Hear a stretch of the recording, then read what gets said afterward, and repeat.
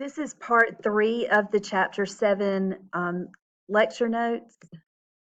And we left off on this slide, and I was telling you that this is the electron transport chain that you're seeing here.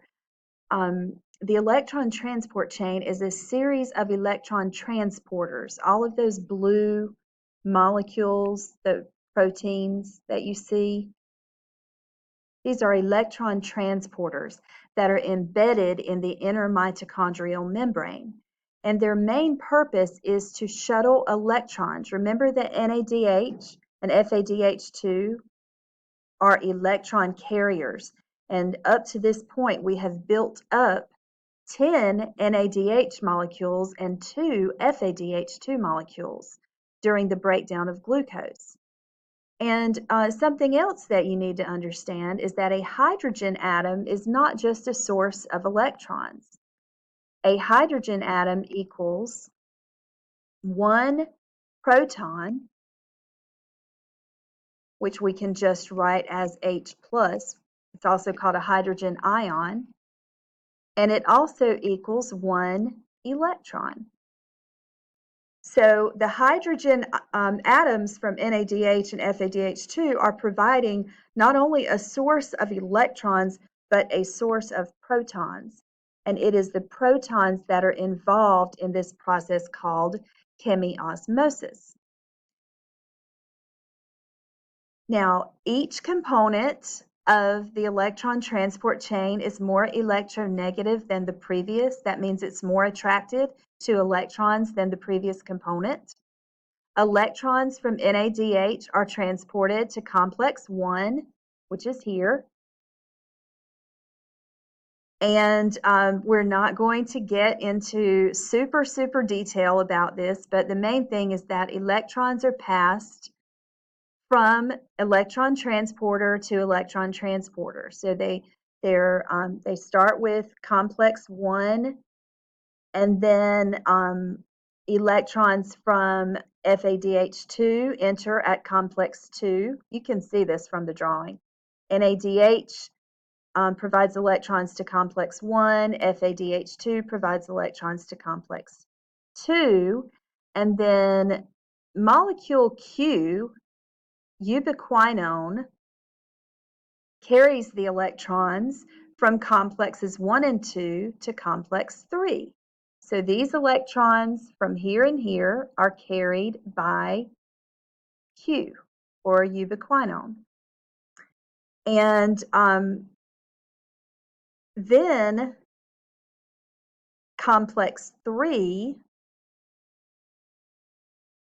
cytochrome C takes electrons from complex 3 to complex 4. So really, electrons are just being shuttled from carrier to carrier to carrier. And that's what is important, because it is the energy from this flow of electrons that allows the most important part, which is hydrogen ions to be pumped out of the inner membrane into the intermembrane space. So it is the flow of electrons. Electrons are flowing along from carrier to carrier to carrier. That flow of electrons provides the energy to pump the hydrogen. Now, I don't like this. Well, I do. Sorry, this doesn't show everything. Okay, so the flow of electrons provides the energy to pump the hydrogen ions out. And by pumping hydrogens out of the membrane into the intermembrane space, and just to remind you, if this is a mitochondria and this is the inner membrane that's all folded, okay, this, where I'm putting the X, is the intermembrane space. So the hydrogen ions are being pumped from the matrix, or the inner part, the very inside of the mitochondria, into the intermembrane space. And those hydrogen ions are building up a concentration gradient. So if they're building up a concentration gradient, what do you suppose is going to happen whenever they come across a channel that will allow them to flow or to diffuse back down their concentration gradient from high to low. They're going to move back in, right? So they come across this channel protein called ATP synthase, which is just an opening that allows hydrogen ions to move back across through their concentration gradient. And it is this energy from the movement or the flow of hydrogen ions through the ATP synthase that provides for the formation of ATP. And so it is the hydrogen ions and the electrons from those electron carriers, NADH and FADH2, that are providing the energy through oxidative phosphorylation and chemiosmosis to form ATP. And many, many more ATP molecules can be produced this way than just by simply using substrate level phosphorylation or just removing a phosphate from a substrate or from a chemical. So here is this is the overall drawing. So you can look at the entire process. If this is the mitochondria, this is one of the inner folds here. So this is called the inner mitochondrial membrane. This is the outer mitochondrial membrane, and this is that intermembrane space. So what is happening is NADH and FADH2, which are coming from not only the citric acid cycle, but NADH also comes from the oxidation of pyruvate and from glycolysis. So these electron carriers are being used as a source of electrons. The electrons are being passed through the electron transport chain, and the energy from the electron flow, the flow of electrons, that energy is used to pump hydrogen ions into the intermembrane space, building up this concentration of hydrogen ions, this concentration or this electrochemical gradient, because it's electrical and chemical, that's going to allow the hydrogen ions to move from where their concentration is high and from where the charge is positive to inside the matrix of the mitochondria where the concentration of hydrogen is low and there are fewer positive charges. So hydrogen ions are going to, when they encounter ATP synthase, they're going to flow back through ATP synthase down their concentration gradient, and that is going to allow for adding a phosphate to ADP, producing ATP. This is the electron transport chain and chemiosmosis, and those are the components of oxidative phosphorylation. And the yield, the ATP yield from this process, overall, the number of ATP generated by cellular respiration is anywhere from 30 to 36 ATP per glucose. But different species and different efficiencies cause that number to vary. So, but it still is very, very energy efficient in comparison to, I don't know if it's in anywhere in the notes, so I'll just tell you, a typical gasoline powered engine on a car is going to be about 20% energy efficient. Now, I don't know about the newer model cars. I just know like the older model gasoline engines are 20% energy efficient. And that means that when they burn gasoline, they can use 20% of it to power the car. But cellular respiration of glucose is about 39%, almost twice as energy efficient as a gasoline powered engine. I'm just going to put CR for cellular respiration. So 39% of the energy is used to make ATP, is actually used to provide energy to our cells, and the rest of it is lost as heat. So that is actually very, very energy efficient for any energy producing process. Okay, So we're going to talk about now what happens without oxygen. So without oxygen present, when oxygen is present, we have aerobic cellular respiration, which is what we just learned about. But when oxygen is not present, glycolysis can still occur. Glycolysis occurs whether oxygen is present in aerobic environments or whether it is absent in anaerobic environments.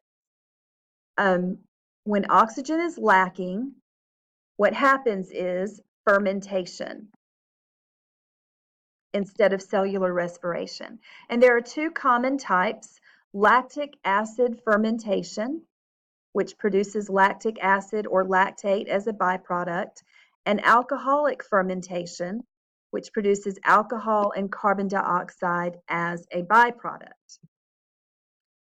And you can see the process of lactic acid fermentation here. First of all, glucose is broken down into two pyruvate molecules by glycolysis, and then fermentation occurs and produces two lactic acid molecules from the pyruvate. So cells that carry out lactic acid fermentation in the absence of oxygen are our muscle cells. When oxygen is limited after we have exercised for a long time, we start to become tired. We are not taking in enough oxygen to carry out aerobic respiration anymore. So our muscle cells start to carry out lactic acid fermentation to produce energy.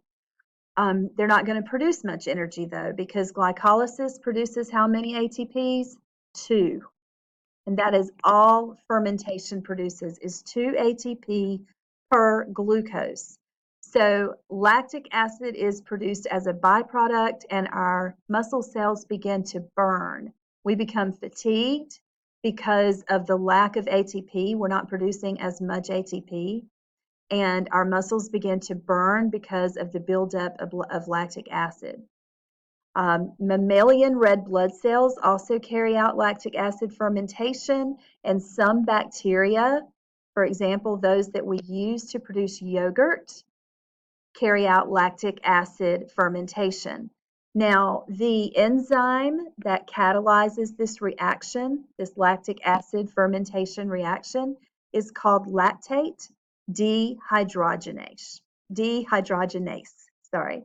That's the name of the enzyme that carries out this fermentation reaction.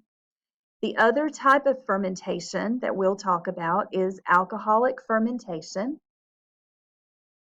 And this is carried out in several different species, but yeast that we use to make bread and that are also used to make alcoholic beverages, beer, wine, other alcoholic beverages,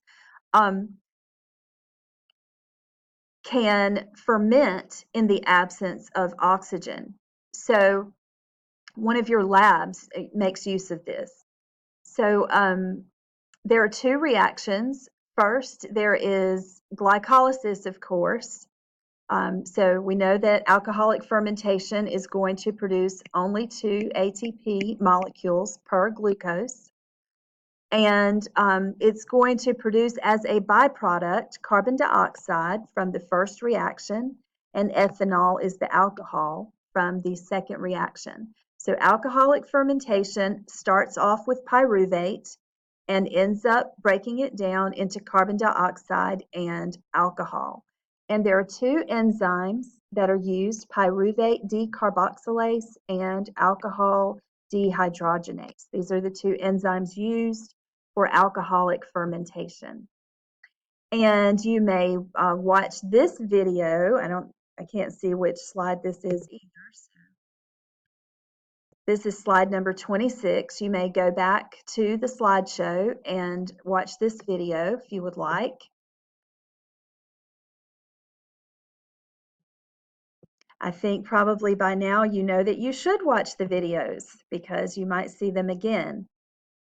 Now we will start the next lecture on different pathways from different types of food that we eat, because we don't just eat carbohydrates.